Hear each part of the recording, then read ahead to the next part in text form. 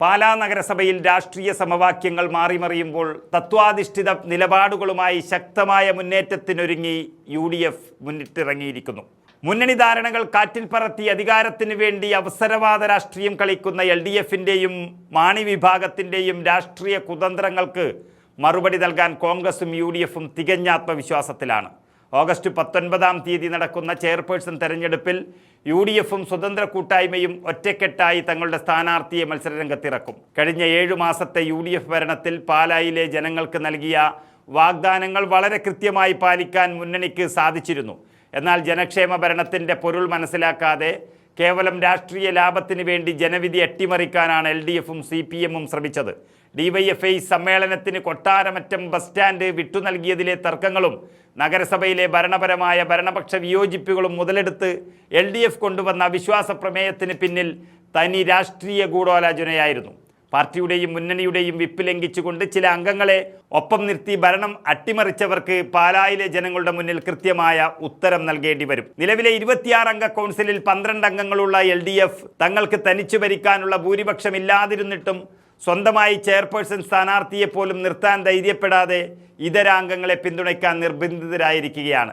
10 അംഗങ്ങളുള്ള കേരള കോൺഗ്രസ് മാണി വിഭാഗവും 2 CPM അംഗങ്ങളും ഉൾപ്പെടുന്ന LDF തങ്ങളുടെ രാഷ്ട്രീയ പാപ്പരത്വമാണ് ഇതിലൂടെ തുറന്നു കാട്ടുന്നത്. കോൺഗ്രസ് വിമതരുടെയും സ്വതന്ത്ര സ്ഥാനാർത്ഥി മായ രാഹുലിൻ്റെയും പിന്തുണയോടെ ഭരണം പിടിച്ചെടുക്കാൻ LDF നടത്തുന്ന നീക്കങ്ങൾ പാലായിലെ ജനങ്ങൾ അറപ്പോടെയാണ് കാണുന്നത്. അതേസമയം കോൺഗ്രസിൻ്റെ 2 കൗൺസിലർമാരും കേരള കോൺഗ്രസ് ജോസഫ് വിഭാഗത്തിൻ്റെ 3 കൗൺസിലർമാരും KDPയുടെ ഒരു പ്രതിനിധിയും ഉൾപ്പെടുന്ന UDF 6 അംഗ ശക്തിയായി ഉറച്ചു നിൽക്കുന്നു. നഗരസഭയിലെ പ്രബല സ്വതന്ത്ര മുന്നണിയായ പുളിക്കക്കണ്ടം കുടുംബത്തിലെ 3 കൗൺസിലർമാരും UDFിനൊപ്പം ചേരുന്നതോടെ 9 അംഗങ്ങളുടെ കരുത്തുറ്റ കൂട്ടായ്മയായി മുന്നണി മത്സരരംഗത്തുണ്ട്. അവിശ്വാസ പ്രമേയത്തിന്മേൽ നടന്ന വോട്ടെടുപ്പിൽ താൽക്കാലിക തിരിച്ചടി നേരിട്ടെങ്കിലും തത്വാധിഷ്ഠിത രാഷ്ട്രീയത്തിലും ജനങ്ങളുടെ വികസന ആവശ്യങ്ങളിലും ഉറച്ചു നിന്നുകൊണ്ട് മുന്നോട്ട് പോകാനാണ് UDF തീരുമാനിച്ചിരിക്കുന്നത്.